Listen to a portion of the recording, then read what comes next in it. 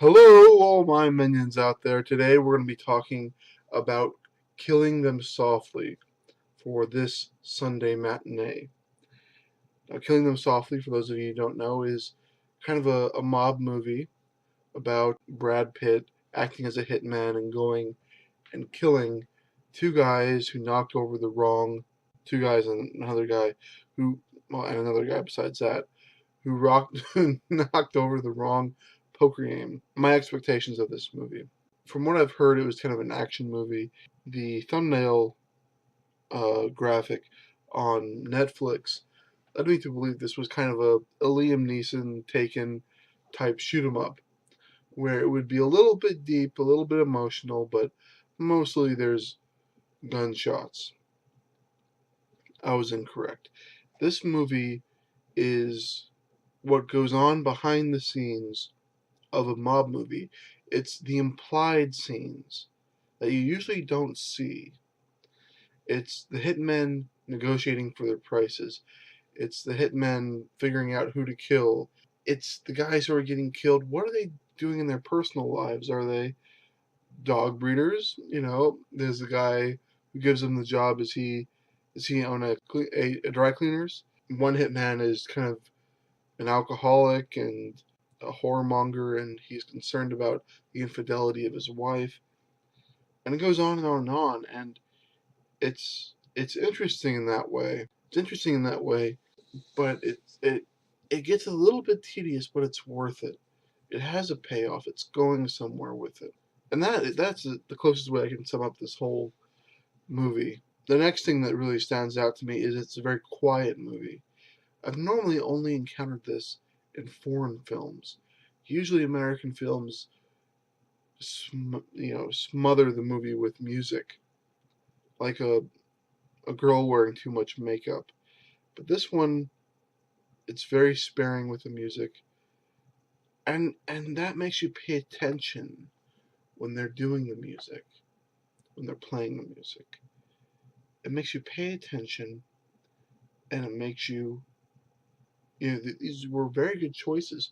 They had Johnny Cash's "When the Man Comes Around" when they first introduced Brad Pitt's character, which I thought was very appropriate, very interesting. And that is an artistic choice that I really liked. It was very low energy as a result of that, but it seemed to suck you in and you paid attention, as I said. Next, there's a very strong political undertone to the movie that's brought on by politicians giving speeches about the 2008 financial crisis. This was filmed in 2012. So they had a little bit of time to look back and see what the zeitgeist was at that point. I really like that they don't just instantly bipartisan Obama smart, Bush bad. It's like a girl with too much makeup on. It's drowning. We get that so strongly, or the reverse. Instead, what they did is they had key parts of their speeches that wasn't exposition, but it was kind of setting the tone. For example, when the two characters, Frankie and Russell, hold up the poker game, Bush is in the background talking about power. That's the big word you hear from him, and it's an interesting idea that you have these two guys with guns that are able to hold everyone else, all these very dangerous men with guns, but not in their hands, in check. They're able to hold them there. Very interesting. And they kind of talk about that a little bit. But mostly it's the Obama speeches which are more interesting. He's talking about America as a community. And at the end, well, first of all, throughout this, I was kind of wondering, are they talking about the film, or is the film talking about the nation? Are they making a point about politics? Is the film talking about politics, or is the politics talking about the film? When I realized at the end was that the film and the politics are talking about America. The American dream is just pay me. It's a highfalutin ideal, which I disagree with in some ways and agree with in some ways. I don't want to get into that here, but not something that you can really see coming. And it's worth a look. It's worth a look. Brad Pitt is always is kind of almost like a self-parody. He's so much more put together and better looking and more confident and more fashionable than everyone else there. It's just worth noting. If you ever wanted to, I mean, he's wearing the most ridiculous thing. He's wearing like a dress shirt with a a black dress shirt with a black vest with black slacks with kind of retro boots and a leather jacket, and it just kind of looks like I would never put that on and say, "There we go." But for Brad Pitt, it works. It just kind of, it just, I mean, what doesn't he look good in? And I don't mean just like handsome, but he looks confident, in control. He's the only one that's in control. Everyone else is just spinning their wheels in life, but he is solid.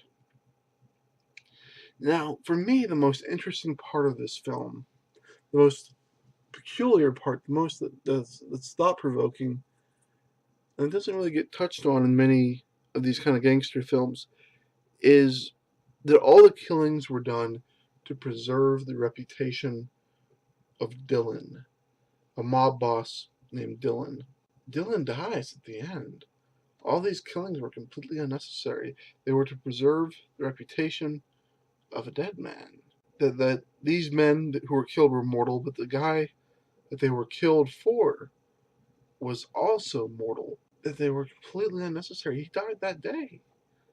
He died that day. I suppose you could say that they were killing them for the organization, but a new guy would have a new rep, and that really hits a hammer on the head. It makes this a hard tragedy. The name of the film, Killing Them Softly, comes from Brad Pitt's character's desire to kill people quietly. He doesn't want to kill them up close and intimidate them and make them humiliate themselves and make Brad Pitt's character uncomfortable. He wants to kill them in a way that it's by surprise. There's not a lot of contemplation. And he does it the first time with Ray Liotta's character, which is really tragic in Ray Liotta's case because he died for a past crime. But Ray Liotta has a moment when he realizes he's going to get shot, and then that's it. Next character gets shot with a shotgun, and then the final character thinks he's about to walk away, and Brad Pitt even gives him this little speech about what he's going to do to cover his tracks, and then he shoots him. So the guy thinks he's making a clean break, but I'm not sure if that's a mercy or if that was just an extra layer of sadism in it. He's trying to comfort the dead as he kills them. I suppose the easiest way to consider that is that he's trying to wipe his own slate clean. Alright guys, that's everything that comes to mind right away about this movie. Please have a look at it, and please check out my Kickstarter and Indiegogo campaigns, which I will link to at the end of the video, and have a great one.